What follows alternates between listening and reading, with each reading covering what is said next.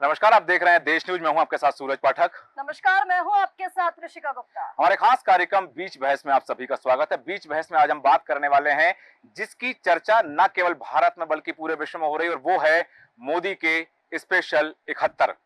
ये स्पेशल 71 जो है, इस 71 को लेकर के बहुत दिनों से कवायद चल रही थी। दरअसल जब से चुनाव हुए, लंबी चुनावी प्रक्रिया के बाद में शपथ ग्रहण को लेकर के, क्योंकि जो चुनाव परिणाम 2024 में आए हैं वो चुनाव परिणाम अपने आप में एक बहुत बड़ी कहानी कहते हैं, सीख है, सबक है, नसीहत है। इन सब के अलावा एक बड़ी कहानी इन चुनाव परिणामों के पीछे छिपी है। लेकिन जब चुनाव परिणाम सामने आए और एनडीए को बहुमत मिला, एनडीए ने सरकार बनाने की बात हुई, तब हुई शपथ की गठबंधन का पथ मोदी, इनको लेकर के कवायद चल रही थी। और अब मोदी के स्पेशल 71 हमारे सामने है। बिल्कुल ठीक कहा सूरज जी। अब 71 मंत्रियों ने शपथ तो यहाँ पर ले ली है, लेकिन इस पर नजर बनी हुई है कि किसको कौन सा मिलने वाला है मंत्री पद। लेकिन इससे पहले आपको बता दें, क्योंकि 3 राज्यों में विधानसभा चुनाव भी साल के आखिरी में होने हैं, उसको देखते हुए रोडमैप तो तैयार कर लिया गया है, लेकिन विशेष फोकस रहेगा महाराष्ट्र, झारखंड और हरियाणा में। क्योंकि यहाँ पर सूरज जी हमने देखा है लोकसभा चुनाव में बीजेपी की परफॉर्मेंस कुछ खास नहीं रही है, खासकर महाराष्ट्र की अगर हम बात कर रहे हैं तो। यहाँ पर 71 मंत्रियों ने शपथ तो ले ली है, लेकिन किसे कौन सा मंत्रालय मिल रहा है, कुछ ऐसे नाम है, अमित शाह, राजनाथ सिंह, स्मृति ईरानी, अनुराग ठाकुर को क्योंकि इससे बाहर कर दिया गया है, तो वो भी बेहद दिलचस्प नाम माने गए हैं। किसको क्या पोर्टफोलियो मिलना है, ये मोदी का विशेष अधिकार होता है, और कितने मंत्रियों को शामिल करना है, प्रधानमंत्री का विशेष अधिकार होगा। लेकिन हम बात कर रहे हैं जिन मंत्रियों ने शपथ ली है, वह उन्होंने क्यों ली है, और कुछ ऐसे मंत्री जो अब इस मंत्रिमंडल में शामिल नहीं है लेकिन 2019 के मंत्रिमंडल में शामिल थे, तो वो क्यों नहीं है। इन तमाम विषयों पर हम चर्चा करने वाले हैं मेहमानों के साथ। बिल्कुल ठीक है सूरज जी, और खास पैनल हमारे साथ जुड़ गया, उनका परिचय आपसे करा देते हैं। शैलेंद्र मिश्रा शैली जी, राजनीतिक विशेषज्ञ, वरिष्ठ पत्रकार हमारे साथ मौजूद है। सर बहुत स्वागत है। विभांशु जोशी जी, राजनीतिक विशेषज्ञ, वरिष्ठ पत्रकार हमारे साथ मौजूद है। विभांशु जी बहुत स्वागत है। राधा वल्लभ शारदा जी, राजनीतिक विशेषज्ञ, वरिष्ठ पत्रकार हमारे साथ मौजूद है। राधा वल्लभ जी बहुत स्वागत है। इसी के साथ अजय श्रीवास्तव जी, राजनीतिक विशेषज्ञ, वरिष्ठ पत्रकार हमारे साथ मौजूद है। अजय जी बहुत स्वागत है।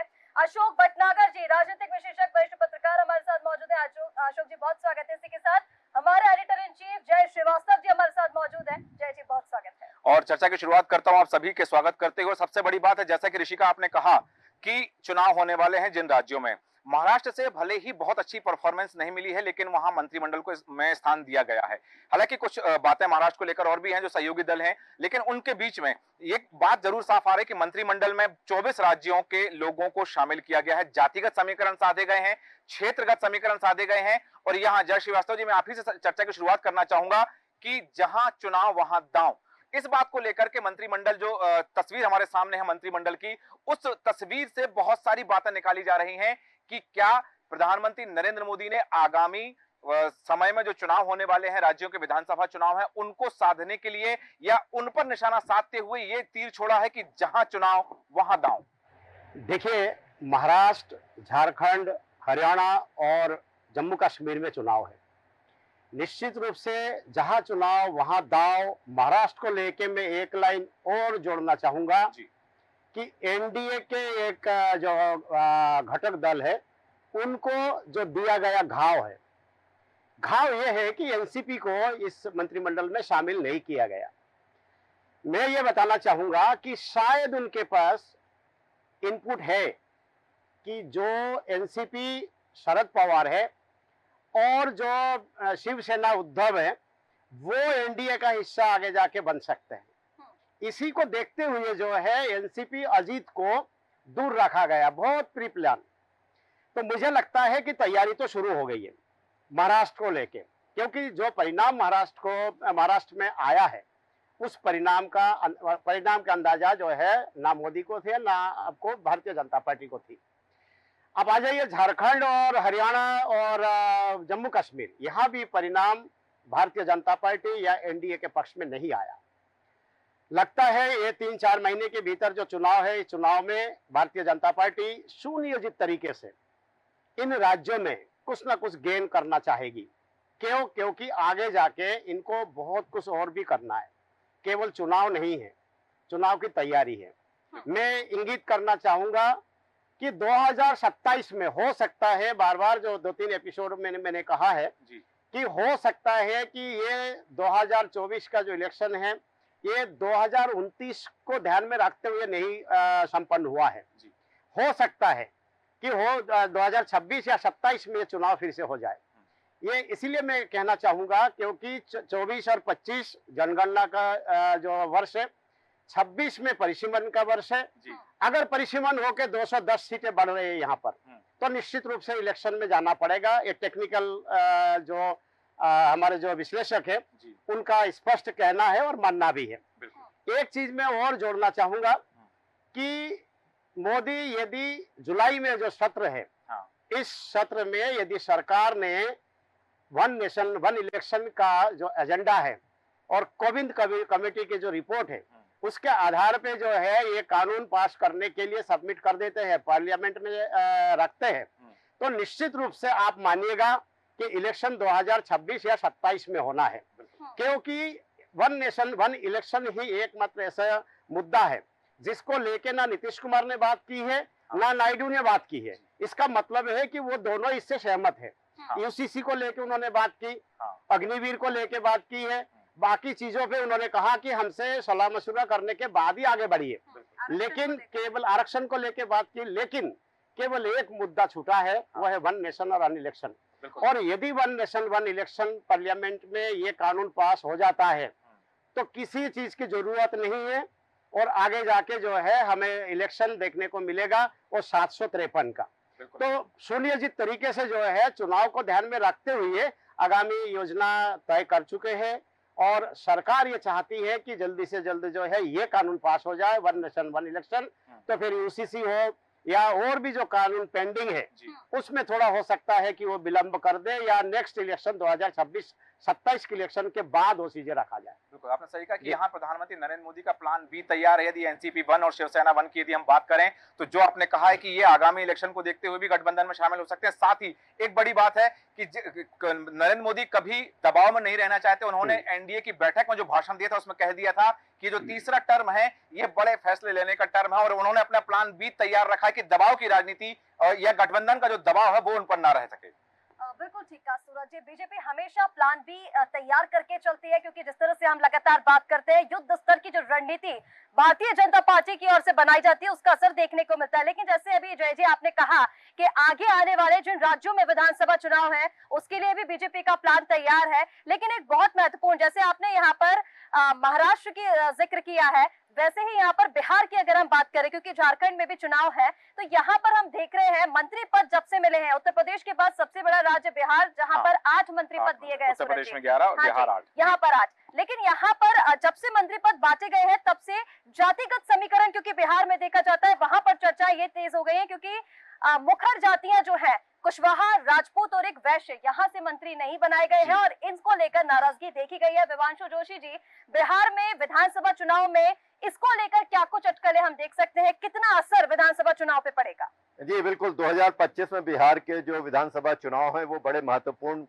साबित होंगे क्योंकि जो इंडिया गठबंधन है उसका भी आपने जो परिणाम देखा होगा वहां पर बिहार में वहां पर टिकट वितरण में बड़ा संकट आया था। तो ऐसे में जब लोकसभा चुनाव में वहां पर बिहार में टिकट वितरण में इंडिया गठबंधन में संकट आया था तो विधानसभा चुनाव में क्या ये इंडिया गठबंधन रह पाएगा या नहीं, यह एक सबसे बड़ी चुनौती रहेगी। यदि इंडिया गठबंधन वहां पर खत्म हो जाता है तो बिहार के चुनाव भारतीय जनता पार्टी के लिए बड़े महत्वपूर्ण हो जाएंगे क्योंकि बिहार के जैसे कि हम बिहार में एनडीए के गठबंधन को हम देखते हैं तो साफ तौर पर जो एनडीए गठबंधन के जो साथी हैं वो पूरी तटस्थता के साथ मोदी जी के साथ खड़े हुए हैं। हमने देखा कि किस तरीके से वहां पे रामविलास पासवान जी के बेटे ने जब मोदी जी से मिलने गए और मोदी जी ने उन्हें गले लगाया तो उन्होंने उनके बेटे ने चिराग जी ने कहा कि उन्होंने मुझसे कहा बेटा।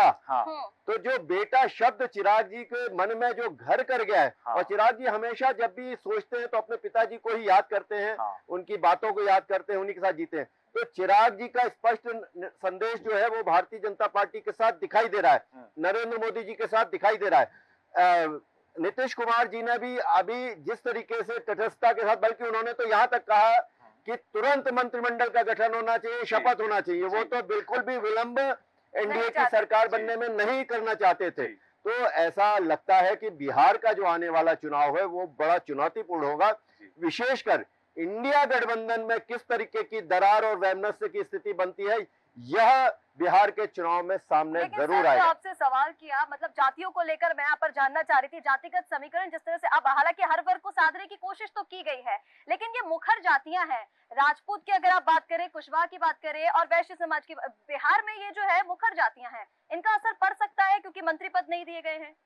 देखिए अभी हम जैसे कि अभी मंत्रिमंडल की स्थिति देखें, अभी 71 मंत्री बनाए गए हैं हाँ। और संविधान के अनुच्छेद 75 के तहत 81 मंत्रियों को शामिल किया जा सकता है 15% के अनुपात से। गुंजाइश छोड़ी गई। तो अभी मंत्रिपरिषद में 10 लोगों की पूरी की तरह गुंजाइश है। हाँ। तो ये हमेशा से हमने देखा है, जब चुनाव कहीं क्षेत्र में आते हैं तो मंत्रिमंडल का सामंजस्य होता है और क्षेत्र का प्रतिनिधित्व किया जाता है। हाँ। फिर क्षेत्रीय योजनाएं बहुत सी होंगी, जो जैसे कारीगर वो विश्वकर्मा योजना है, विश्वकर्मा योजना को बड़े गंभीरता से इन क्षेत्रों में, सभी पूरे देश में ही और विशेषकर विशेष क्षेत्रों में गंभीरता से लागू किया जाएगा। तो मुझे नहीं लगता कि ये इस तरीके का कोई फैसला कहीं भी बिहार में बहुत प्रभावित किया जाएगा, क्योंकि बिहार को बहुत सुलझे तरीके से भारतीय जनता पार्टी ने ऐन वक्त पर नीतीश कुमार जी के साथ अपना गठबंधन करके बिहार की बाजी पलट दी थी। बिल्कुल आपने सही कहा कि ये जो चीजें हैं, क्योंकि बिहार में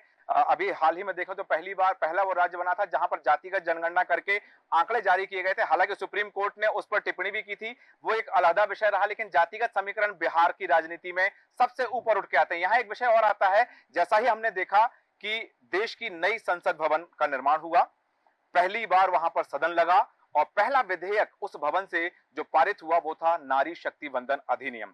और अशोक भटनागर जी, आपके पास आना चाहूंगा अपना यह प्रश्न लेकर के कि नारी शक्ति वंदन अधिनियम में जहां प्रधानमंत्री नरेंद्र मोदी ने सदन में स्पष्ट कहा था कि इस अधिनियम के बाद, इस विधेयक के पारित हो जाने के बाद में जो अगला चुनाव होगा उसमें महिलाओं को 33% आरक्षण मिलेगा, मतलब सदन में महिलाओं की उपस्थिति भी होगी। लेकिन मंत्रिमंडल में हमने देखा है कि केवल और केवल 7 महिलाओं को शामिल किया गया, मतलब केवल 10% आरक्षण महिलाओं को दिया गया है।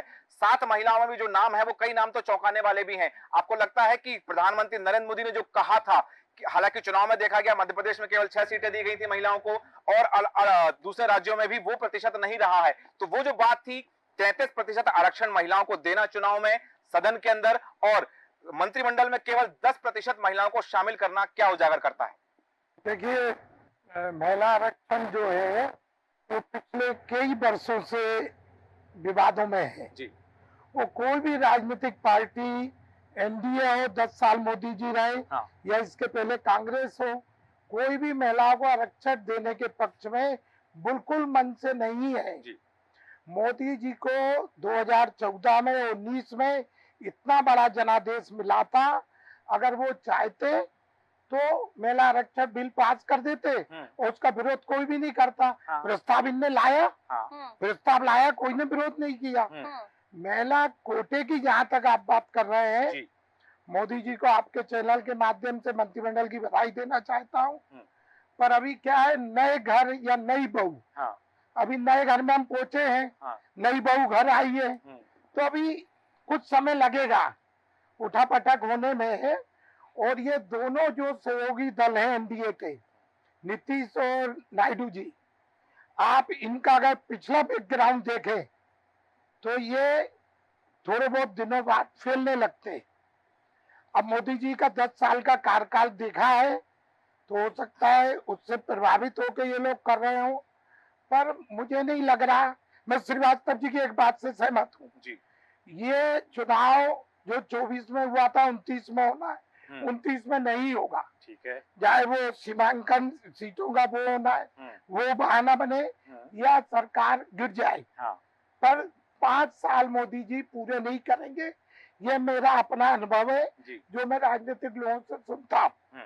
ठीक है, आपने सही कहा कि ये बात है, कहीं ना कोई सियासी गलियारों में चर्चा का बाजार तो इसलिए भी गर्म है कि ये जो चुनाव है क्या वास्तव में 5 साल के लिए हुए थे, और यदि 5 साल के नहीं थे तो जैसे कि हमारे एडिटर इन चीफ जय श्रीवास्तव जी ने कहा कि 2026 जब परिसीमन लागू होना है और वन नेशन वन इलेक्शन, साथ ही महिला शक्ति वंदन अधिनियम भी उसी परिसीमन के साथ लागू हो जाएगा, तो क्या देश में एक और ऐसे चुनाव आएंगे जब राज्यों के विधानसभा चुनाव या फिर देश के आम चुनाव एक साथ होने वाले हैं, और वो समय जल्द आने वाला है 2026 के लास्ट में या 27 के शुरू में? बिल्कुल ठीक कहा सूरज जी। देखिए, अटकलें तो कई लड़ाई लगाई जा रही है, क्योंकि जिस तरह से हम 2029 की बात कर रहे हैं, या फिर ये कहें कि बीजेपी की तैयारी 2029 के लिए थी ही नहीं, लेकिन जिस तरह से यहाँ पर हम शपथ की बात कर रहे हैं, मंत्रियों ने जो शपथ लिया उसको लेकर अगर हम बात करें, शैलेंद्र जी आपके पास में आना चाहूंगी। कुछ ऐसे चेहरे हैं जिनको लेकर चर्चाएं तेज है, लोगों में दिलचस्पी भी है। एक स्मृति ईरानी को लेकर, अनुराग ठाकुर को लेकर, जो पहले केंद्रीय मंत्री थे लेकिन इस बार उन्हें मौका नहीं दिया गया। अब देखिए वजह इसके पीछे क्या हो सकती है, क्या वो हार गए इस वजह से? लेकिन अब ये कहें, अब देखिए रवनीत बिट्टू को देख लीजिए, जो पंजाब से आते हैं, वो हार गए, कांग्रेस से ही अभी बीजेपी में शामिल हुए, लेकिन उन्हें मौका दिया गया। एक केरला से जॉर्ज कोरियन है, जो हारे हैं लेकिन उन्हें फिर से मौका दिया गया। एल मुरुगन भी हारे हैं, उनको भी शामिल किया गया। तो वजह ये नहीं हो सकती कि जो हारे हैं उनको मंत्रिमंडल में शामिल नहीं किया, लेकिन स्मृति ईरानी और अनुराग ठाकुर पर क्या कहेंगे? देखिए, स्पष्ट है, स्मृति ईरानी जी को काफी अच्छा मौका एनडीए और बीजेपी की सरकार ने पूर्व में दिया उन्हें काम करने का, और वो बिल्कुल उन्होंने खुलकर अपनी राजनीति उस क्षेत्र में करी, अमेठी में। और उसके बावजूद वो जिस प्रकार से चुनाव हारी और एक कांग्रेस पार्टी के कार्यकर्ता से चुनाव हारी, तो कहीं ना कहीं ये डेंट एक भाजपा के लिए है इस वाले चुनाव में, 2024 के चुनाव में। तो ये एक बड़ा कारण रहा। और इसके अलावा क्योंकि अब जिस हिसाब से हमने नंबर्स देखे, 240 नंबर्स जो हैं वो बीजेपी के हैं, बाकी एनडीए के अगर बाकी नंबर जोड़े तो एनडीए की जो सरकार है वो प्रभावशाली सरकार है, क्योंकि इससे पहले वाली जो सरकार थी उसमें प्रभावशाली एक तरफा बीजेपी थी। लेकिन अब सबको साथ में लेके चलना है और सभी लोगों को मौका देना है, क्योंकि अन्य जो दल हैं भले उनके नंबर छोटे हैं लेकिन वो एनडीए के साथ हैं और बिल्कुल खुल के साथ में है, जैसे भी चर्चा में सामने आया। तो ये एक प्रमुख वजह है। और इसके अलावा अन्य महिलाओं को मौका देना है। और ऐसा नहीं है कि स्मृति ईरानी जी को केवल मंत्री नहीं बनाया तो उनको भारतीय जनता पार्टी भविष्य में मौका नहीं देगी। मैंने पूर्व में भी आपकी चर्चा में चैनल पर कहा है कि भारतीय जनता पार्टी बड़ा रिसर्च करके काम करती है और किसी भी निर्णय पे जाने के पहले पूर्व की उनकी जो तैयारियां होती हैं बड़ी मजबूत होती है। भले अभी हमने जैसा सुना, हाल ही में एक बयान आया था जिसमें आरएसएस को लेके एक टिप्पणी आई थी राष्ट्रीय अध्यक्ष जी की, लेकिन मैं इससे बिल्कुल विपरीत अपना पक्ष रखना चाहता हूँ। वो ये है कि आरएसएस के बिना भारतीय जनता पार्टी कुछ भी नहीं है, भले वो इस बात को माने या ना माने। अब हम ये कह सकते हैं कि पूर्व राष्ट्रीय अध्यक्ष की ओर से टिप्पणी आई थी कि हम सक्षम हैं। देखिए, अभी तो वो पूर्व हुए नहीं है, लेकिन क्योंकि शपथ ले ली है। देखिए, इसमें भी एक कहीं ना कहीं रिसर्च मुझे नजर आती है जी। जो नंबर्स बीजेपी ने जैसे चुनाव लड़ा था वो 400 पार का नारा दिया था और मोदी की गारंटी का नारा दिया था। और कहीं ना कहीं क्योंकि 10 वर्षों से केंद्र में बीजेपी की सरकार है एनडीए की, उनके पास बहुत इंफॉर्मेशन के स्रोत होते हैं, तो कहीं ना कहीं उनको भी मालूम पड़ रहा होगा जिस फेज में इलेक्शन जा रहे थे अलग अलग, और अलग अलग राज्यों का अलग अलग वातावरण था, और उसी के कारण प्रधानमंत्री जी को अपने स्टेटमेंट समय समय पे बदलना पड़े। कुछ एक स्टेटमेंट की जो उम्मीद नहीं थी वो भी उन्होंने कह दिए। तो मुझे लगता है कि एक बड़ा कारण था, बीजेपी को मालूम चल गया था कि उनके नंबर्स कम हो रहे हैं, और कहीं ना कहीं अगर आरएसएस को साइड लाइन नहीं करते तो ये मैसेज गलत जाता कि आरएसएस के होने के बाद भी बीजेपी के नंबर इतने कम हो गए, क्योंकि देश की जो दशा और दिशा, जो हिंदुत्व का जो एजेंडा है, बीजेपी का स्पष्ट एजेंडा है, उस पर बीजेपी काम कर रही है। तमाम तरह के तकनीकी पहलू हैं। अनुराग ठाकुर जी ने बहुत अच्छा काम करने का प्रयास किया पिछली कैबिनेट में, क्योंकि युवा हैं और वो जिस राज्य से आते हैं वहां पर अभी उनके लिए बड़ी संभावनाएं हैं। तो आगे चल के बीजेपी में एक बहुत अच्छी बात यह है कि कभी भी वो युवाओं को साइडलाइन नहीं करती है। बीजेपी एक संतुलन बना के चलती है वरिष्ठों और युवाओं के बीच का, और उसी संतुलन का नतीजा है कि आज देश भर में आप देखें जो यूथ चेहरे हैं वो सर्वाधिक बीजेपी के पास हैं, अदर्स पार्टी के पास भी हैं। तो मुझे लगता है कि अनुराग ठाकुर जी हो या स्मृति ईरानी हो या और अन्य जो लोग छूट गए हैं उनको मौका मिलेगा। दूसरी बात, आपने पंजाब की बात कही, केरल की कही कि जो कैंडिडेट्स चुनाव हार गए या जो हाल ही में बीजेपी में जुड़े उनको भारतीय जनता पार्टी मौका दे रही है। तो देखिए, इसमें बिल्कुल स्पष्ट उनका नजरिया है। आने वाले समय में जिन राज्यों में चुनाव होना है उसमें पंजाब भी है, झारखंड भी है, जम्मू कश्मीर भी है, आने वाले समय में केरल में भी चुनाव आएगा। केरल में भारतीय जनता पार्टी ने अपना खाता खोला है, तो ये बीजेपी के लिए बहुत बड़ी उपलब्धि। आजादी के बाद कभी खाता नहीं खोला केरल में, तो वहाँ जिस प्रकार से संघ के कार्यकर्ताओं की हत्या हुई, संघ कार्यालयों में बम फूटे, तो कहीं ना कहीं बीजेपी ने वहाँ गेन किया है। इसलिए जो लोग पर्दे के पीछे वहां पे काम कर रहे हैं बीजेपी के लिए, उनको बीजेपी ओबलाइज करना चाहती है। और इसी तरीके के आप निर्णय आने वाले समय में अन्य राज्यों के लिए भी देख सकते हैं, क्योंकि मोदी जी इसमें बड़ा स्ट्रेट फॉरवर्ड निर्णय करते हैं। ठीक है, आपने कहा युवाओं को मौका मिलता है और भारतीय जनता पार्टी युवाओं को मौका देती है। हालांकि सियासी गलियारों में चर्चा है कि कहीं ना कहीं अनुराग ठाकुर को संगठन में कोई बड़ी जिम्मेदारी दी जा सकती है यदि मोदी कैबिनेट में उनको शामिल नहीं किया गया। लेकिन एक बड़ी बात यहां पर आ रही है, अजय श्रीवास्तव जी आपसे जानना चाहूंगा कि बात आ रही है उत्तर प्रदेश जहां अपेक्षाकृत अच्छे परिणाम भारतीय जनता पार्टी को हासिल नहीं हुए। हम फैजाबाद की बात कर लें, अमेठी की बात कर लें, ये 2 सीटें चर्चित हैं जहां से भारतीय जनता पार्टी अपने प्रत्याशियों को जिताने में नाकामयाब रही। दूसरी तरफ वहां से 11 मंत्री दिए हैं। एक और बात है, तेलंगाना में एक भी सीट नहीं जीत पाई भारतीय जनता पार्टी, वहां से 3 मंत्री दिए हैं। इसके पीछे क्या संदेश हो सकता है भारतीय जनता पार्टी का, या फिर प्रधानमंत्री नरेंद्र मोदी की क्या प्लानिंग हो सकती है? देखिए सूरज जी, तेलंगाना का आपको गलत है, तेलंगाना में सीट ज्यादा जीती है क्षमा चाहूंगा, तमिलनाडु में एक भी सीट नहीं मिली है। तमिलनाडु में एक भी सीट नहीं मिली। तमिलनाडु में वोट ऑफ परसेंटेज 11.5% हुआ। हाँ। जिस तमिलनाडु में मतलब भारतीय जनता पार्टी को 3-4% से ज्यादा वोट नहीं मिलता था, इस समय 11.5% आया है। तो इन बातों को लेके जो है ये चुनाव, आपने उत्तर प्रदेश के बात की, बहुत अच्छा प्रश्न है आपका। मैं आपसे ये कहूं कि 14 का चुनाव और 19 का चुनाव भारतीय जनता पार्टी कमंडल से जीती, लेकिन इसमें उन्होंने मंडल की खटाई डाल दी। अब मंडल की खटाई, सोशल इंजीनियरिंग में भारतीय जनता पार्टी कमजोर है और मास्टरी जो है समाजवादी पार्टी को है। तो वो जो उनके पास सोशल इंजीनियरिंग के पूरे डाटा हैं और पूरी सारी चीजें उनके पास मुख्यमंत्री रहने के बाद कि कौन क्षेत्र में कौन प्रभावी है, उन्होंने 2 महीने पहले से उन नेताओं को टिकट दे दी जिन नेताओं के खिलाफ आक्रोश था। यदि 2 या 3 दिन पहले टिकट देते तो लोगों को उस समय नहीं मिलता और उनके खिलाफ का वो नहीं हो पाता। तीसरी जो सबसे बड़ी बात ये रही कि जब उन्होंने चुनाव 14 का और 19 का कमंडल पर जीता, तो ये मंडल की खटाई आपने क्यों डाली?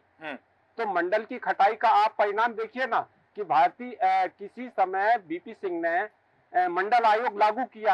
आज राजनीतिक परिदृश्य में ना तो बीपी सिंह का पता है ना उनके जनता दल का पता है। तो जो आप ये देखिए कि वो वर्ग कैसे कर रहा है मोबिलाइज, वो वर्ग आपको दे रहा है कि नहीं दे रहा है।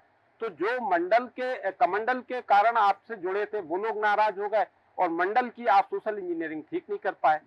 तो जो कारण है, जहां तक ये जो चुनाव परिणाम है, इतना मालूम नहीं था कि ये इतने क्लोज जाएंगे। लेकिन कांग्रेस को अधिक खुश होने की आवश्यकता नहीं है। यदि सोनिया गांधी चाहती तो 2014 के पहले राहुल गांधी को प्राइम मिनिस्टर बना सकती थी, क्योंकि वो कांग्रेस के नेता थे, क्योंकि कांग्रेस का बहुमत था। अब जो 3 चुनाव लगातार हारने के बाद में यह सिद्ध हो गया है कि राहुल गांधी जो है वो कांग्रेस के नेता तो हैं पर जनता के नेता नहीं है। ठीक है। तो जो जनता के नेता नहीं होने का कारण है कि आज इंडिया गठबंधन के जब एक सदस्य से पूछा गया कि आपके इंडिया गठबंधन सरकार बनाएगा क्या, तो उसने कहा कि इंडिया गठबंधन में जितने मौजूद सदस्य हैं वो सिर्फ इस बात से चिंतित हैं कि इंडिया गठबंधन की सरकार ना बने। तो उससे पूछा कारण क्या है, तो उन्होंने कहा कि जिस टाइम पर इंडिया गठबंधन की सरकार बनेगी उसके 3 महीने के अंदर मध्यावधि चुनाव की घोषणा हो जाएगी। क्योंकि ये दलों का इतना छोटा आकार है, इतने सारे लोग असंतुष्ट हैं, इतनी सबकी महत्वाकांक्षा है कि उस वजह से इंडिया गठबंधन डूब जाएगा। तो एक ये तय है कि भारतीय जनता पार्टी का और जो शासन है, जो एनडीए की सरकार है, उसको चलाने के लिए जो सबसे ज्यादा योगदान रहेगा वो इंडिया गठबंधन का रहेगा। आम आदमी पार्टी ने कह दिया कि हम चुनाव के बाद कि हमारा इंडिया गठबंधन से कोई संबंध नहीं है, हमारा जो संबंध था वो चुनाव तक था। और इसके बाद में आदिवासी पार्टी जो है, भारतीय आदिवासी पार्टी राजस्थान से जो एक सदस्य जीता, उसने कहा कि हमें अपने क्षेत्र का विकास चाहिए, इस कारण हम मोदी जी के साथ हैं। तो ऐसे कई कारण हैं कि जो संख्या है, जो 291 संख्या हो रही थी, 293 संख्या हो रही थी, आज भारतीय जनता पार्टी एनडीए के पास में 303 की संख्या है। तो कोई ये बात कहे कि उनका गणित लड़खड़ाएगा या नीतीश कुमार करेंगे, क्योंकि नीतीश कुमार के 12 व्यक्ति जीते हैं। 12 व्यक्ति में 6 लोग ऐसे हैं जिनके सामने नीतीश कुमार बैठ नहीं पाते हैं, चाहे वो आनंद मोहन सिंह हो, चाहे वो लवली आनंद हो। तो ऐसे लोगों के साथ में जातिगत समीकरण है, वो मुख्यमंत्री हैं और वो क्या करेंगे। और जहां तक है कि जो आपका चंद्रबाबू नायडू हैं, तो वो अपने ससुर को धोखा देके चीफ मिनिस्टर बने थे, एनटी रामाराव को। यदि उनको धोखा देकर यदि वो चीफ मिनिस्टर बनते हैं तो जनता उन्हें माफ कर देती है, लेकिन यदि वो मोदी को धोखा देते हैं तो उनकी पॉलिटिकल डेथ हो जाएगी। बिल्कुल सही कहा कि ये राजनीतिक करियर उनका खत्म हो जाएगा, लेकिन यहाँ बात हो रही है गठबंधन की मजबूती की, और गठबंधन की मजबूती, क्योंकि हालांकि ठीक है ये हम सियासी गलियारों में चर्चा कर रहे हैं और बुद्धिजीवी वर्ग जो है, प्रबुद्ध वर्ग है, वो इस बात को लेकर के अटकलें लगा रहा है कि ये चुनाव 2029 के लिए नहीं था, लेकिन जनता तो यही चाहती है कि ये सरकार यदि बनी है तो लंगड़ी सरकार ना हो, तगड़ी सरकार हो और ये अपना कार्यकाल पूरा करे। बिल्कुल ठीक कहा सूरज जी, क्योंकि तगड़ी सरकार की अगर जनता बात कर रही है, यहाँ पर हम देख रहे हैं इंडिया गठबंधन की, जैसे कि अजय जी ने बताया कि कहीं ना कहीं असंतुष्टि जो है वो शुरुआत से ही थी इंडिया गठबंधन में। लेकिन अगर बीजेपी की हम बात करें, एनडीए की बात करें हम, तो एनडीए में भी कहीं कहीं असंतुष्टि के स्वर तो जो है वो उठते नजर आ रहे हैं। राधा वल्लभ शारदा जी, आपके पास मैं आना चाहूंगी। अब देखिए, जिस तरह से गठबंधन में हम बात कर रहे हैं, 71 मंत्रियों ने शपथ लिए, किस किस को क्या क्या मिल सकता है, और सबसे महत्वपूर्ण चेहरे जो है अमित शाह, राजनाथ सिंह और नितिन गडकरी, क्योंकि अब ये अटकलें भी लगाई जा रही है जिस तरह से कि कैबिनेट की बैठक में जो मंत्री पद है उनको लेकर मंत्रालय दे दिए जाएंगे आज, और अमित शाह और राजनाथ सिंह को लेकर ये कहा जा रहा था कि जो उनके पास पहले मंत्रालय थे अभी भी उनके पास वही मंत्रालय रहने वाले हैं, यानी गृह मंत्री अमित शाह ही बनेंगे और रक्षा मंत्री राजनाथ सिंह। राधा वल्लभ शारदा जी। ऋषिका जी, मैं यहाँ कुछ मिथिक चलते हैं मध्य प्रदेश में जी। अगर महाकाल में, उज्जैन में अगर यहाँ का मुख्यमंत्री रह जाता है तो शायद रिपीट नहीं होता है। उसी तरह से मैं आ रहा हूँ अनुराग ठाकुर पर, जो आदमी केंद्र में आपके युवा कल्याण जनसंपर्क से ही जोड़ते हैं पंचायतों पे, जिसके पास पे ये विभाग रहा है, वो दोबारा मंत्री नहीं बना है। ये जो मैंने स्टडी किया उसमें ये चीज निकल के सामने आई। अब रह जाता है कि मोदी जी ने एक ही बात कही थी, क्या हम जीते हैं हारे नहीं। अब हम आदमी जीत और हार एक वोट से या एक रन से जीत और हार होती है। आपको याद होगा क्रिकेट में आखिरी में एक चौका लगा था और उससे इंडिया जीती थी। तो जीत और हार से इस चुनाव को बिल्कुल नहीं जोड़ना चाहिए। अब मैं आता हूँ दूसरी तरफ कि ये जो आने वाले चुनाव है, पहले तो जय श्रीवास्तव जी ने जो बात कही परिसीमन की, वो इतने जोर से फैली हुई है कि वो लगभग मैं समझता हूँ फाइनल हो जाएगा। और जब 777 सीट जो के हिसाब से 753 सीटें आने वाली हैं। नहीं बढ़ जाएगी ना। परिसीमन के बाद बढ़ जाएगी। तो जो आपका लोकसभा भवन बना है जी, वो लोकसभा भवन 888 सीटों का बना हुआ है। तो ये सारी गुंजाइश लेके इसका मतलब क्या हुआ, प्रधानमंत्री चाहते तो उसको 750 तक सीमित कर देते, लेकिन ये इतना बड़ा क्यों बनाया गया। तो ये सारी सब भावनाओं को लेके ये कदम उठाए गए हैं, क्योंकि 26 में परिसीमन होना है, और परिसीमन होने का मतलब ये है कि लोकसभा भंग होगी। अब आ जाता है एक देश एक चुनाव वाली बात। जब परिसीमन 26 में होगा तो परिसीमन के बाद में जिन विधानसभाओं के चुनाव होने हैं, या तो उनका कार्यकाल बढ़ाया जाएगा या उनका कार्यकाल घटाया जाएगा। तो मुझे ऐसा लगता है एक देश एक चुनाव पर भी काम होगा। अब आज से 4 दिन पहले बात चली थी, जय श्रीवास्तव जी ने बात शुरू की थी कि भूचाल आ गया, और मैंने एक बात कही थी उसमें कि भूचाल की शुरुआत तो हो गई और उसका परिणाम हमें देखने को मिला, वो था केजरीवाल का। अब मैं आपको मेरे जो सूत्र हैं दिल्ली के, उनसे मुझे जो संदेश मिला है वो संदेश ये है कि ये जो जिन लोगों के ऊपर प्रकरण चल रहे हैं उनको 1 साल के अंदर निपटाना है सुप्रीम कोर्ट को, एमपी एमएलए कोर्ट से। ठीक है। इसका मतलब कौन कौन अंदर जा रहा है इसका अंदाजा आप लगा सकते हैं, बस है। तो ऑलरेडी ये जो INDIA गठबंधन है ये कमजोर होता है, क्योंकि इनके सारे नेता जो बड़े बड़े बोलते हैं, मोदी को कोसते हैं, वो सब के सब कहाँ होंगे, तिहाड़ जेल में। ठीक है। जब तिहाड़ जेल में वो होगा तो उसका लाभ मिलेगा। अब एक चीज और आ गई, वो जो गारंटी कार्ड दिया गया था 850 रुपए का, 8,500 का, 8,500 का, लोग कहते हैं सर ये बीजेपी का है, हम कहते चलो बीजेपी का है। प्रश्न ये उठता है, हम कैसे मान ले बीजेपी का, उनके पास में जो गारंटी कार्ड था वो किसने दिया। तो इसमें एक जो सोचने का विषय है और जो चर्चा चल रही है उसमें हो सकता है कांग्रेस के जितने विधायक जितने सांसद चुने गए हैं वो इस गारंटी कार्ड में उनके ऊपर केस चलेगा। और जी न्यूज में हाँ। मेरे ख्याल से शायद क्या नाम उनका, मैं नाम भूल रहा हूँ, चंद्रा, उनने ये कहा था हाँ। कि इसकी जांच होना चाहिए, चुनाव आयोग को संज्ञान चलिए। लेना चाहिए। ठीक है।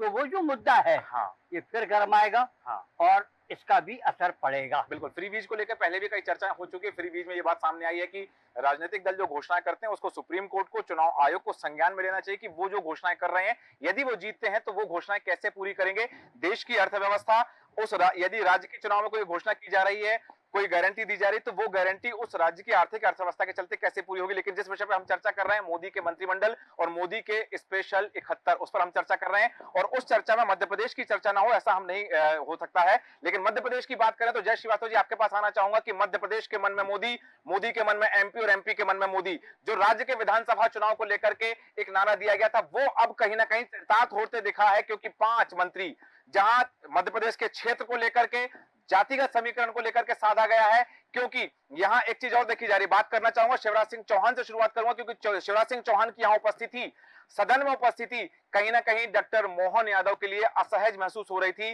तो अब जब शिवराज सिंह चौहान यहां से दिल्ली जा रहे हैं तो एक अवसर प्राप्त होता है डॉक्टर मोहन यादव को और बाकी 4 और मंत्री, बात दुर्गादास उइके की हो, चाहे सावित्री ठाकुर की हो, या फिर सबसे सीनियर की बात करें जो 8 बार जीते हैं वीरेन खटीक, उनकी बात करें, जो चाहे सिंधिया की, इनको लेकर के आपका विश्लेषण क्या कहता है? देखिए, मध्य प्रदेश में 6 मंत्री बने हैं। उसमें जो है आपने एक नाम का उल्लेख किया है जी, उनका भी जवाब मैं देना चाहूंगा, जी। क्योंकि मुरुगन जी को जो हाँ। शामिल किया गया है, हाँ। वो दरअसल मध्य प्रदेश से राज्यसभा में मेंबर है जी, यदि वो लोकसभा में चुने जाते हाँ, तो निश्चित रूप से जो है वो राज्यसभा से इस्तीफा देना पड़ता। जैसे ज्योतिरादित्य सिंधिया जो है हाँ। फिलहाल दोनों जगह पर है, राज्यसभा में भी है और लोकसभा में भी है, और 2-4 दिन में वो राज्यसभा से इस्तीफा देने वाले हैं, मतलब बहुत जल्दी। तो वहाँ राज्यसभा की सीटें खाली होगी। तो मध्य प्रदेश में 5 नहीं 6 मंत्री बने हैं। तो मुरुगन जी को लेके तो मैंने बता दिया, क्योंकि वो राज्यसभा में है जी, लोकसभा में हारे हैं, उनका राज्यसभा का जो मेंबरशिप है वो यथावत रहेगी। और दूसरी बात ये कहा ये आपने कि वीरेंद्र कुमार खटीक हाँ, सबसे ज्यादा बार जीतने वाले जो सांसद है उनमें से एक है, दलित है, जो सोशल इंजीनियरिंग है उसको देखते हुए जो है यहाँ जब से सरकार बनी है तब से, भारतीय जनता पार्टी के जब भी बनी है तब से एक दलित नेता मध्य प्रदेश से जरूर केंद्र में सत्ता में रहे।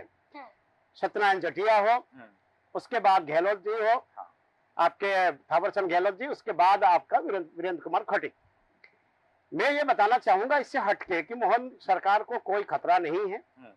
एक खतरा ये उत्पन्न हो रहा था कि मध्य प्रदेश से यदि शिवराज सिंह यदि केंद्र में मंत्री नहीं बनते, दूसरा कि यदि भूपेंद्र यादव मंत्री नहीं बनते, उनका नाम चल रहा था राष्ट्रीय अध्यक्ष के लिए, वो भी मंत्री बन गए। अब यादव नेता होने के कारण से मोहन यादव को कोई खतरा नहीं है। मैं 2 चीजें और बोलना चाहूंगा, जैसे माननीय शारदा जी और शैली जी और सभी ने इसका उल्लेख किया।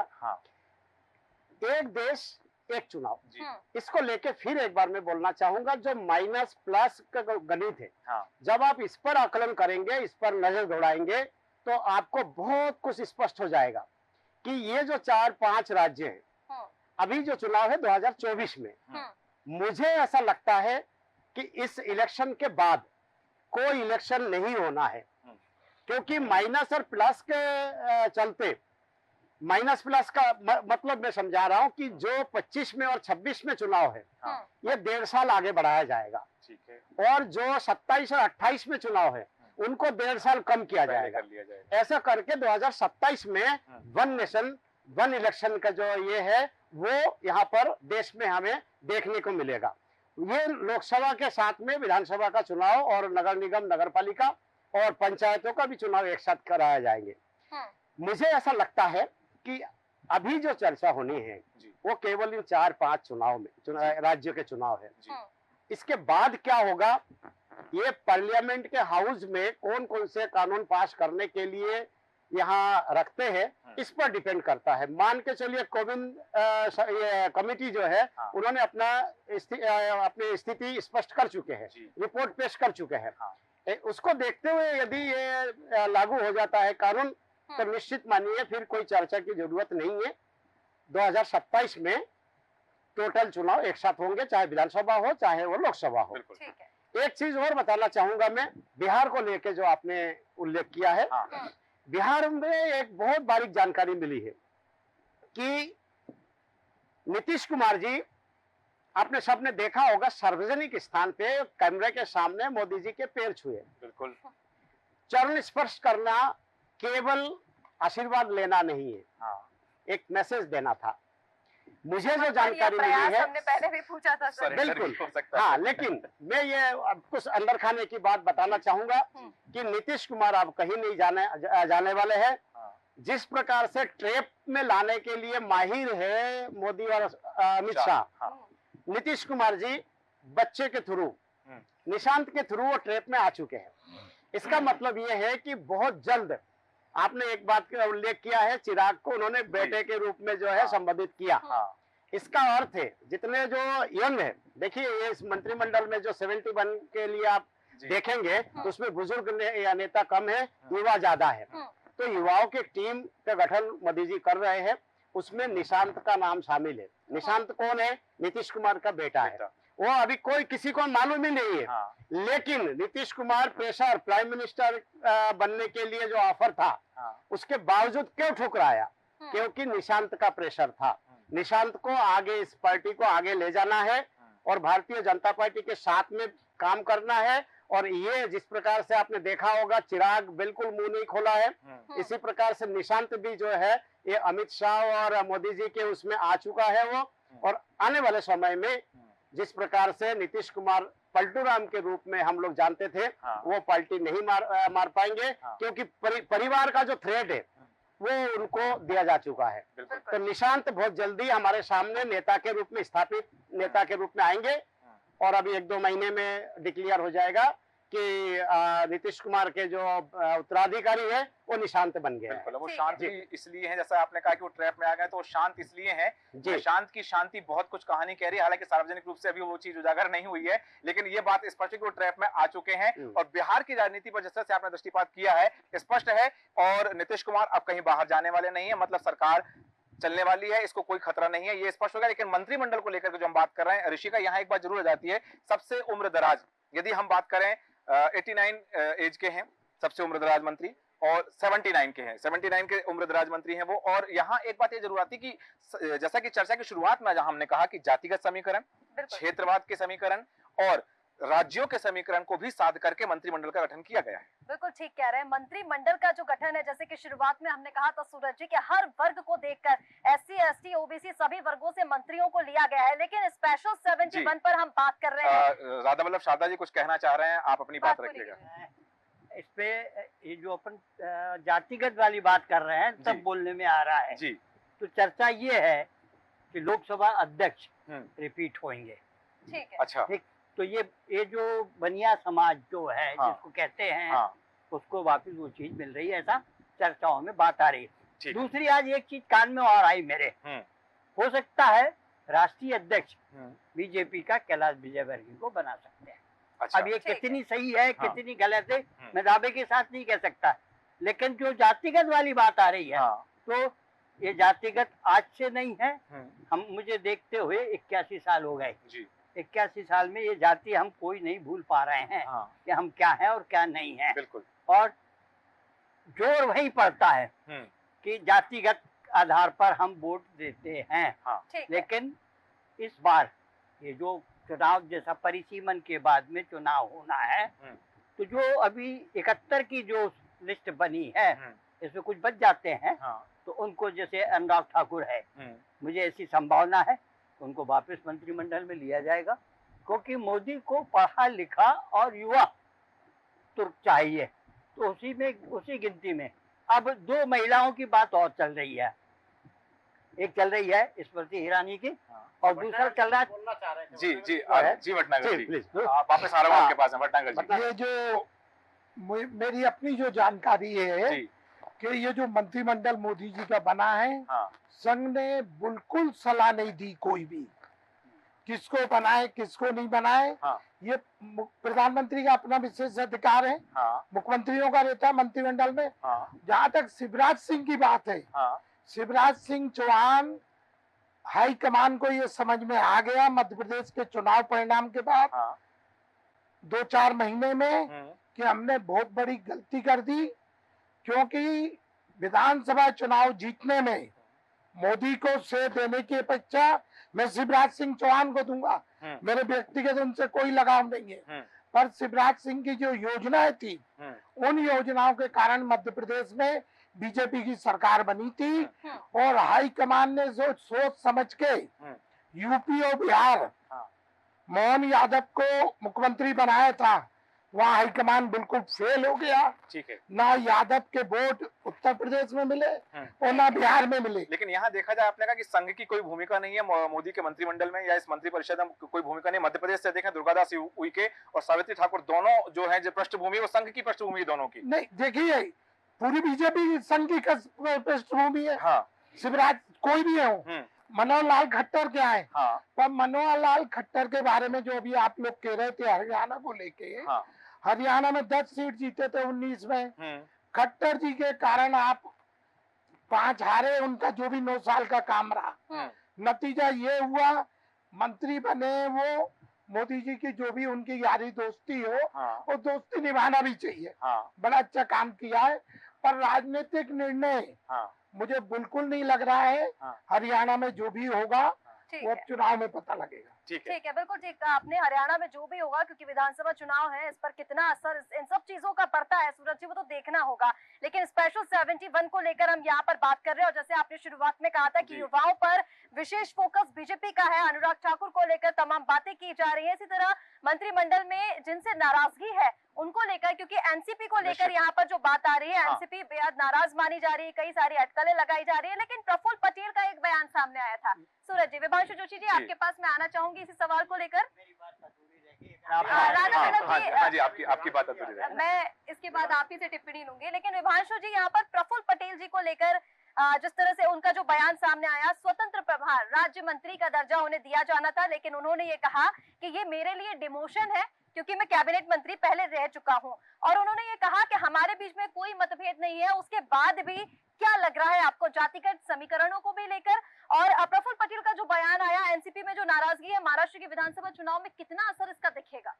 जी हाँ, वो मैंने भी प्रफुल्ल पटेल जी का वो बयान पढ़ा, जिसमें उन्होंने बोला कि मुझे राज्य मंत्रियों में पहले नागरिक उड्डयन में उन्होंने काफी काम किया था अटल जी की सरकार में, और उनका भी यही सोच होगा कि इस बार भी उसी तरीके का उनको मंत्री पद मिले। लेकिन चूंकि ये एनडीए की सरकार है, जिसके जितने सांसद उतना उसकी ताकत, तो ऐसे में प्रफुल्ल पटेल जी को कैबिनेट मंत्री दिया जाना एनडीए की तरफ से, देखिए भारतीय जनता पार्टी की ये सरकार नहीं है, ये मूल रूप से एनडीए की सरकार, जैसा कि प्रधानमंत्री श्री नरेंद्र मोदी जी लगातार बोल रहे हैं, ये एनडीए की सरकार है। ऐसे में यदि प्रफुल्ल पटेल जी को, देखिए रामदास आठवले जी भी वो चूंकि एक को लेके आते हैं, इसलिए कभी भी वो कैबिनेट मंत्री के दर्जे पे नहीं गए, वो राज्य मंत्री के ही स्तर पर उनको हमेशा समझौता करना पड़ा है। तो ये जो एनडीए की सरकार है, इसी के आधार पर कई फैसले 71 डायमंड्स जो मोदी जी के हैं उसमें करने पड़े हैं। जैसे अभी बात बराबर अनुराग ठाकुर जी की बात आ रही है। अब देखिए, अनुराग ठाकुर जी की बात हम यदि देखते हैं तो टेक्निकली क्षेत्रवार हिसाब से जेपी नड्डा जी जो है वो हिमाचल को रिप्रेजेंट करते हैं, और हिमाचल से अभी हमने वहां से सिर्फ 4 सीटें हैं, चारों जीती हैं, लेकिन एक ही कैबिनेट मंत्री बनाया जा सकता था। तो ऐसे में अनुराग जी को शायद 71 डायमंड्स में छोड़ना पड़ा। इसका ये मतलब नहीं है कि नरेंद्र मोदी जी के वो चहेते नहीं है या प्रिय नहीं है या उन्होंने अपना काम अच्छे से नहीं किया, लेकिन चूंकि ये एनडीए की सरकार थी, इसमें एक फॉर्मूले के तहत सबको मंत्रिमंडल में लिया गया, तो इसलिए शायद अनुराग जी को नहीं लिया। विभांशु जी, जो कयास लगाए जा रहे हैं, प्रफुल्ल पटेल जी ने अपने बयान में ये भी कहा कि पार्टी ने अभी इंतजार करने को कहा है, अजित पवार को भी और प्रफुल्ल पटेल को भी। इसको लेकर क्या चीजें सामने आ रही है? नहीं, देखिए, जैसा कि जय श्रीवास्तव साहब साफ तौर पर कह रहे हैं कि महाराष्ट्र में चुनाव है, वहाँ के नए राजनीतिक समीकरण निकल कर आ सकते हैं। अभी वहाँ की सरकारों में भी अभी अलग तरीके का सुप्रीम कोर्ट के फैसले का भी इंतजार है, वहाँ पे विधानसभा में भी परिस्थितियां अलग थलग हो सकती हैं। भारतीय जनता पार्टी भी नए सिरे से वहाँ पर कुछ विचार, चुनाव को देखते हुए, उत्तर प्रदेश के जो परिणाम आए हैं उन सबको देखते हुए नए सिरे से कुछ वहाँ पर बात सोच सकती है। तो इसलिए महाराष्ट्र, जैसा कि जय श्रीवास्तव साहब ने कहा, बड़ा फोकल पॉइंट है। वहां की राजनीति को हमें बहुत गंभीरता से, और जय श्रीवास्तव जी आज नहीं मैं तो इनके साथ कई टॉक शो में रहा जब हम लोग इस पर अध्ययन कर रहे थे चुनाव के परिणाम का, तब भी उन्होंने कहा था कि हमारी निगाह महाराष्ट्र पर होनी चाहिए। और तो मैं कुछ और भी करना है जी, और दो एक दो बातें मेरे दिमाग में जो चल रही है मैं यहाँ पर और रखना चाहूंगा। स्मृति ईरानी जी की जो बात आई थी, स्मृति ईरानी जी को जो हारने के बाद भी मंत्रिमंडल में नहीं लिया, अन्य जगह से मंत्रियों को हारने वालों को लिया गया है। यहाँ पर हम देखें कि एक राज्य से एक महिला को लिए जाने का लगभग किसी भी राज्य से 2 महिलाएं इसमें मंत्रिमंडल में नहीं ली गई हैं। उत्तर प्रदेश में एनडीए की सरकार के तहत अनुप्रिया पटेल जी के पास वहां महिला होने के कारण उत्तर प्रदेश से प्रतिनिधित्व मिल गया। ऐसे में स्मृति ईरानी जी को वहां पर लेने से वो समीकरण शायद बदल सकता था। यहाँ एक और सवाल जय श्रीवास्तव जी के सामने मैं पटकना चाहता हूं कि छत्तीसगढ़ से 10 सांसद जीतने के बाद यदि एक मंत्री बना है तो कहीं ना कहीं छत्तीसगढ़ को अभी और जल्दी ही कुछ मिल सकता है। हाँ, ये चीजें हो सकती हैं। हम संभावनाओं की बात कर रहे हैं, सियासी समीकरणों की बात कर, लेकिन एक समीकरण जिस पर निगाह डालना बहुत जरूरी है। अजय श्रीवास्तव जी, मैं आपके पास आना चाहूंगा, और एक समीकरण वो है, वो 13 नाम इस मंत्रिमंडल के, मोदी के स्पेशल 71 के वो 13 नाम जो दूसरी पार्टियों से भारतीय जनता पार्टी में आए हैं, और उन 13 लोगों को मंत्री बनाया गया है। क्या संदेश दिया जाना है? क्योंकि हमने देखा है लोकसभा चुनाव के तहत कि अलग अलग राज्यों में न्यू ज्वाइनिंग टोली बनी है, उनके प्रभार दिए गए हैं, और न्यू ज्वाइनिंग टोली ने जो कुछ करिश्मा किया है वो करिश्मा हमें उन राज्यों में भी दिखा है। लेकिन वो 13 नाम जो दूसरी पार्टियों से आए हुए नेता हैं, प्रधानमंत्री नरेंद्र मोदी ने बाहें फैला करके उनका स्वागत किया है। क्योंकि ये बात कही जाती थी भारतीय जनता पार्टी में कि भारतीय जनता पार्टी में जो बाहर से नेता आता है, जो आयातित नेता होते हैं दूसरी पार्टियों के, उनको उतनी तवज्जो नहीं दी जाती। लेकिन यहाँ प्रधानमंत्री नरेंद्र मोदी ने वो नैरेटिव को नकार दिया है। देखिए, हो ये रहा है कि जो भाषाई संतुलन है, भाषाई संतुलन जो है वो जातियों के संतुलन से ज्यादा है। तो जो भाषाई संतुलन है वो भी नरेंद्र मोदी को बनाना पड़ रहा है, जाति का संतुलन भी बनाना पड़ रहा है। तो वो जो संतुलन है, जो 13 लोग जिनकी आप बात कर रहे हैं, जैसे कि उन्होंने आपका आंध्र प्रदेश से लिया, तो आंध्र प्रदेश में जो कैबिनेट मंत्री बनाए हैं वो आपका चंद्रबाबू नायडू के बेटे हैं। अब जो एचडी देवगौड़ा के बेटे हैं वो कुमार स्वामी हैं। अब वो कई ऐसे हैं जो कि मतलब मंत्रिमंडल में जो बैलेंस बनाने में उनकी अहम भूमिका है।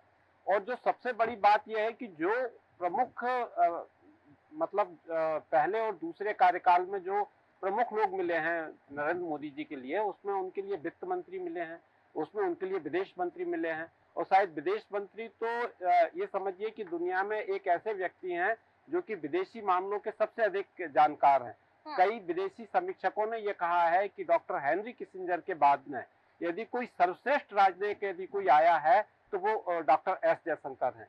तो जो एक अनुभव है मोदी जी का 10 वर्ष प्रधानमंत्री के रूप में, उसको रखकर जो उनको लीडरशिप है, जो उनके मतलब नेतृत्व क्षमता है, उसमें सारे लोग ढल जाएंगे, चाहे वो किसी भी प्रकार का हो या कोई आगे पीछे हो रहा हो। लेकिन उनके पास जो डिपार्टमेंट रहेंगे, उनकी जो मॉनिटरिंग होगी वो इतनी सख्त और तेज रहेगी कि वो अपने ही ढंग से काम करेंगे।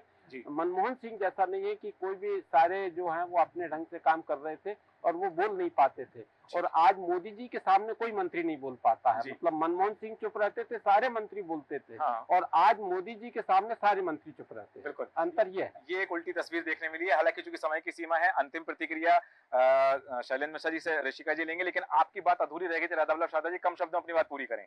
मैं सिर्फ 2 नाम और दूंगा जी। एक राजस्थान से, हाँ, क्योंकि राजस्थान में भी बीजेपी को सीट कम मिली है। हाँ, ठीक है। और दूसरा तेलंगाना में जो जिस महिला ने मेहनत की है, हाँ, ये 2 को आने की गुंजाइश मुझे दिखती है। ठीक है, ये चीजें हो सकती हैं। बिल्कुल, यहाँ संभावनाओं की ही हम बात कर रहे हैं, लेकिन मंत्रिमंडल को लेकर के तमाम तस्वीरें सामने हैं। तस्वीर के अलग अलग रंग हैं, अलग अलग चेहरे हैं, अलग अलग भाषा है। जी भटनागर जी, ये छत्तीसगढ़ की बात करी थी अभी। जी, मेरी अपनी जानकारी है, पुख्ता है। हाँ, छत्तीसगढ़ से जो मंत्री बने हैं, हाँ, वो आज तक ना तो कभी मोदी जी से मिले, हाँ, ना अमित शाह से मिले। लोकसभा प्रत्याशी बनने के पहले वो प्रदेश के मुख्यमंत्री से भी नहीं मिले थे। ठीक है। 13 में वो एमएलए बने थे, 18 में चुनाव हार गए थे, और अभी बिलासपुर से बने। तो अभी ये मंत्रिमंडल कैसे बन रहा है और कैसे नहीं बन रहा है, ये अभी 8-10 दिन बाद अपन फिर एक बार बात करें। इसका कोई तो कई बातें खुल के आएंगी। जवाब जय श्रीवास्तव जी आपसे लेना चाहूंगी, क्योंकि विभांशु जी ने सवाल भी आप ही से किया था। मैं स्पष्ट करना चाहूंगा, जैसे कि इलेक्शन से पहले हम 5 राज्यों पर जोर दे रहे थे। कि पूरे प्रदेश में जितने राज्य सबको छोड़ दीजिए, हाँ, परिणाम आपके सामने आ जाएगा यदि महाराष्ट्र, उत्तर प्रदेश, पश्चिम बंगाल, बिहार और राजस्थान पे आप अध्ययन कर लोगे। हाँ। बिल्कुल ठीक। यही इन्हीं राज्यों से परिणाम आना था, जी बिल्कुल। जिसको हमने शुरू से ही जो है बल दिया है। अब रहा सवाल छत्तीसगढ़ का। हाँ।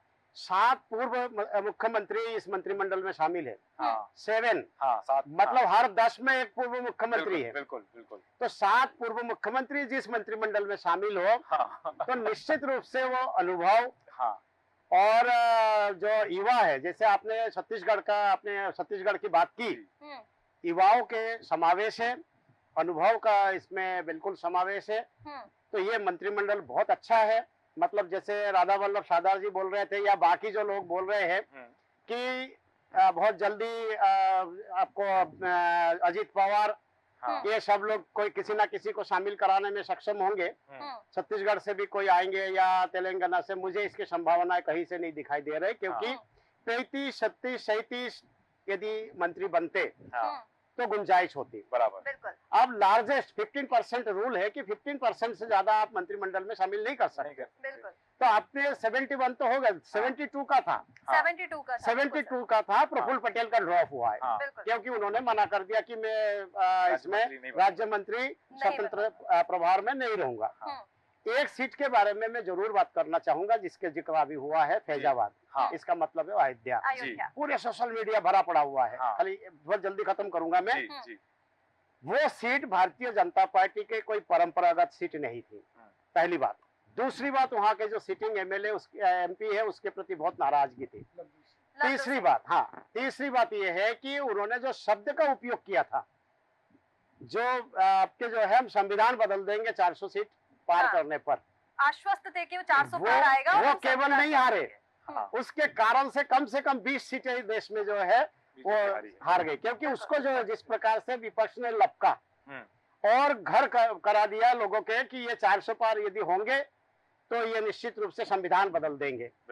तीसरी बात ये है कि वहां पर, चौथी बात ये है कि वहां पे जिस समाज से समाजवादी पार्टी का जो उम्मीदवार था, 3.5 लाख वोटर है वहाँ पंथी समाज। तो मुझे लगता है कि 3.5 लाख वोटर है। ये भी एक कारण रहा कि वो वोटर थोक बंद इनको वोट दे गए। तो मुझे लगता नहीं है कि ये वो कोई गंभीरता से लिया जाना चाहिए कि राम का मंदिर बना तो वो सीट जीतना ही चाहिए था। क्योंकि धर्म को आप जब बहुत जाति में आप पिरोगे तो धर्म हमेशा जो है कमजोर पड़ता हुआ इस हिंदुस्तान में दिखाई देता है। बिल्कुल ठीक है जय श्रीवास्तव जी, ये देखा भी गया क्योंकि उत्तर प्रदेश की जब बात की, राम मंदिर का मुद्दा तो बनाया गया, लेकिन कहीं ना कहीं बीजेपी जातिगत समीकरण बैठाने में पीछे रह गई और समाजवादी पार्टी ने जातिगत समीकरण बैठाने के बाद वहां पर जो टिकट बांटे उसका फायदा निश्चित तौर पर समाजवादी पार्टी को मिला है। लेकिन शैलेंद्र जी, आपके पास आना चाहूंगी और चाहूंगी कम शब्दों में अपनी बात पूरी करें क्योंकि समय की सीमा है। यहाँ पर एक जो लोकसभा चुनाव में सबसे बड़ा हम मुद्दा मान रहे थे राम मंदिर को, क्योंकि जिस तरह से भुनाया गया यहाँ पर अयोध्या कांड, दूसरा दक्षिण में जिस तरह से बीजेपी ने अपने पैर जमाए, अपने केरल का जिक्र भी किया था जहां से हारे हुए सांसद प्रत्याशी को वहां पर मंत्री पद मिला है, लेकिन वहां से एक और जो दो, क्योंकि वहां पर दिए गए हैं नाम, एक और सुरेश गोपी का नाम सामने आ रहा है जो अब कह रहे हैं कि मुझे ये पद नहीं चाहिए है, वो भी यहाँ से इस्तीफा देने की बात कर रहे हैं। लेकिन ये बातें सामने आई कि मैं फिल्मों में काम करना चाहता हूँ इसलिए वहां से मैं इस्तीफा देना चाहता हूँ। उसको लेकर 2 लाइनें आपसे चाहूंगी। देखिए 2 लाइन में तो जवाब पूरा नहीं हो पाएगा, 3 कर लीजिए, क्योंकि विश्लेषकों का आपने पैनल खड़ा किया है और मुझे छोड़ के सभी वरिष्ठ लोग यहाँ मौजूद हैं अनुभव में। प्रफुल्ल पटेल जी ने कोई एहसान नहीं किया एनडीए में शामिल ना होके। ईडी ने उन्हें हाल ही में क्लीन चिट दी है। मरहूम इकबाल मिर्ची जो ड्रग माफिया थे, उनकी बेवा से 7 फ्लैट उन्होंने अनैतिक लेन देन के थ्रू हुए थे, खरीद फरोख्त, जिसमें वो आरोपी थे और हाल ही में सीबीआई ने उनका एक मामला बंद किया है। तो ये उनका जो कथन है कि वो कैबिनेट में थे और तमाम जो बातें हैं, मैं उससे सहमत नहीं हूँ। ठीक है। दूसरी बात, हम लोग मध्य प्रदेश की बात कर रहे हैं तो मध्य प्रदेश का भी शॉर्ट में जवाब देता हूँ। मध्य प्रदेश में 5 लोगों को केंद्रीय मंत्रिमंडल में मौका मिला, जिसमें सबसे लोकप्रिय नाम शिवराज सिंह चौहान जी का है। उनके बाद सारे लोग आते हैं, इसमें मुझे लगता है कोई 2 राय नहीं है। लेकिन मध्य प्रदेश से किसी सवर्ण व्यक्ति को मंत्रिमंडल में नहीं लिया गया। मेरा व्यक्तिगत ऐसी इच्छा है या थी एक नागरिक के नाते के वीडी शर्मा जी को केंद्रीय मंत्रिमंडल में मौका मिलना चाहिए था। उनका परफॉर्मेंस बहुत अच्छा था। तीसरी बात पे मैं आता हूँ। मैं सली भाई आपको रोकूंगा, 4-5 दिन पाठक इंतजार जी, कर लीजिए। पाठक जी, जी जो नहीं, एनसीपी मैं- की बात हो रही है जी यहाँ पर वो राजनीतिक बात सही विश्लेषण नहीं। विश्लेषक के रूप में नहीं, अगर हम लोग एनसीपी का जो मौजूद हैं लोकसभा जीता तो है हमको हमारी बात वो रखने का मत अधिकार होना चाहिए। बोलिए बोलिए। मैं बाकी क्या सभी लोगों ने अपनी अपनी बात जी, रखी है। जी जी तीसरी बात, ज्यादातर लोग यहाँ जो मौजूद हैं पैनल में सभी पत्रकार हैं, हाँ। सबका लंबा अनुभव है। हाँ। एक बात अभी आई कि मोदी के सामने अब लोग बोलते नहीं है, मनमोहन सिंह के सामने सब बोलते थे। हाँ। तो ये कोई अच्छे स्वस्थ लोकतंत्र की निशानी नहीं है। हाँ। मैं किसी की बात नहीं काट रहा, मेरा पक्ष रख रहा हूँ। बिल्कुल ठीक। प्रधानमंत्री जी को उनके लोकसभा के जो सदस्य होते हैं वो लोग अपना दल का नेता के रूप में चुनते हैं, फिर वो व्यक्ति आगे चल के प्रधानमंत्री बनता है। तो ये हमारी डेमोक्रेसी, हमारे लोकतंत्र की खूबसूरती है। हाँ। इसके बाद एक बात बार बार आ रही है कि भविष्य में जब जातिगत जनगणना या जनगणना और उसके बाद जो सीटों का जो परिसीमन होना है, उसके बाद वन नेशन वन इलेक्शन की भी बात आ रही है। तो हमको एक स्वस्थ लोकतंत्र में एक मजबूत विपक्ष की हमेशा अपेक्षा रखना चाहिए। हमेशा एक तरफा हम लोग बात ना करें। हम लोग सब जो है पत्रकारिता से जुड़े क्षेत्र हैं, सामाजिक क्षेत्र के लोग हैं। संतुलनवाद हो तो रहा है। मेरा ऐसा व्यक्तिगत मानना है कि जो पार्टी बहुत अच्छा काम कर रही है, हाँ। जो लीडर बहुत अच्छा काम कर रहा है, उसको जनता मौका दे रही है।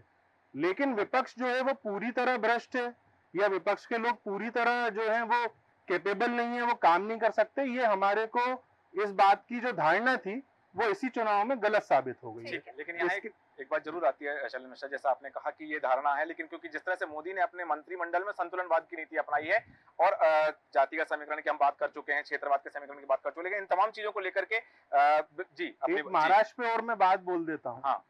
महाराष्ट्र में हमने उद्धव ठाकरे जी को सुना था और भारतीय जनता पार्टी का जो उन्होंने इतिहास बताया था, मैं भारतीय जनता पार्टी की आलोचना नहीं कर रहा, लेकिन जो सच्चाई है वो तो है। हाँ। उद्धव ठाकरे और उनकी जो शिवसेना है स्वर्गीय बाला साहब की, उनके सीढ़ियों को इस्तेमाल करके महाराष्ट्र में भारतीय जनता पार्टी स्थापित हुई।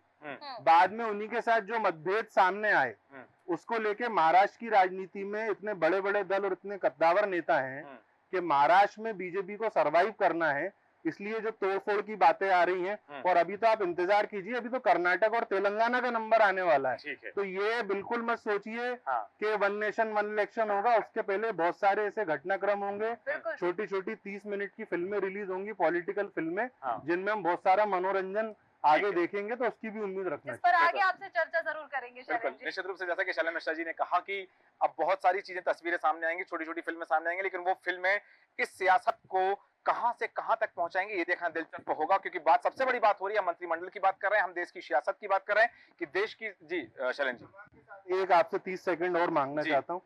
एक राजनीतिक दलों पे, उनके नेताओं पे जो प्रकरणों का जो मामला है, जिसे पीएमएलए कोर्ट आगे जाके निर्णय करेगी, तो हमको एक नागरिक के नाते और बुद्धिजीवी वर्ग के नाते ध्यान रखना होगा, भारत की जो न्यायिक व्यवस्था है, जब तक कोई आरोपी पर दोष सिद्ध नहीं हो जाता तब तक उसको हम लोग अपराधी ना माने, आरोपी माने, और ये निपटाने सुलझाने वाली जो राजनीति है इससे दूर रह के लोगों को सत राजनीति करना चाहिए। कहा कि ये जो चीजें हैं ये राजनीति के क्षेत्र की बातें हैं, लेकिन यहाँ चर्चा इसलिए लाजमी हो जाती है कि बात देश की है, क्योंकि चुनाव के समय बात हुई थी, दांव पर देश था, तब चुनाव पर चर्चा हुई और चुनाव का परिणाम आने के बाद में अब मंत्रिमंडल की बात है। मंत्रिमंडल की बात इसलिए है कि यहाँ पोर्टफोलियो की बात भी की जा रही है कि पोर्टफोलियो जैसा होगा, जिसके पास जितना अनुभव होगा वो पोर्टफोलियो होगा, तो उसके हिसाब से देश का वो क्षेत्र, वो विभाग विकास को गति मिलेगी। बिल्कुल ऋषिका, बिल्कुल ठीक कह रहे हैं सूरज जी। सब क्योंकि जिस तरह से स्पेशल 71 पर हम बात कर रहे थे, स्पेशल 71 ने जो मंत्री पद की शपथ ली है उसको लेकर चर्चाएं तो देखिए कई है।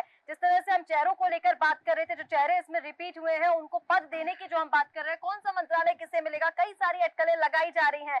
और इसी बीच आपको बता दें, क्योंकि देखिए लगातार हम बात कर रहे हैं, आज मोदी कैबिनेट की पहली बैठक भी है, जिसमें लगभग लग रहा है ऐसा कि शाम तक जो नाम है वो आ जाएंगे, स्पष्ट हो जाएंगे। बिल्कुल जी, समय हो चुका है। एक सेकंड, अर्जुन सिंह जी को जब मानव संसाधन विकास मंत्रालय दिया था, तब लोगों ने उंगली उठाई थी कि इनको गलती की टोकरी में डाल दिया। लेकिन सबसे बढ़िया विभाग वो निकला। बिल्कुल, सबके पास अपने अपने विभाग होंगे और सब अपने विभाग के लिए काम करेंगे। हालांकि जैसे कि मैंने पूर्व कहा कि बिंदु और जिन पर हम चर्चा कर सकते हैं, पर समय हमें अनुमति नहीं देता है, इसलिए चर्चा करवा देंगे सभी मेहमानों का। शैलेंद्र मिश्रा, शैली जी, विवांशु जोशी जी, राधा वल्लभ शारदा जी, हमारे एडिटर इन चीफ जय श्रीवास्तव जी और अशोक भटनागर जी, अजय श्रीवास्तव जी, आप सभी का धन्यवाद चर्चा में शामिल होने के लिए। बात है मंत्रिमंडल की, पोर्टफोलियो कब और कैसे मिलने वाला, संभावना है कि शायद आज रात तक पोर्टफोलियो क्लियर हो जाएंगे, तो फिर कल ऐसे एक ज्वलंत विषय के साथ होगी आपसे मुलाकात। तब तक बने देश न्यूज के साथ। नमस्कार।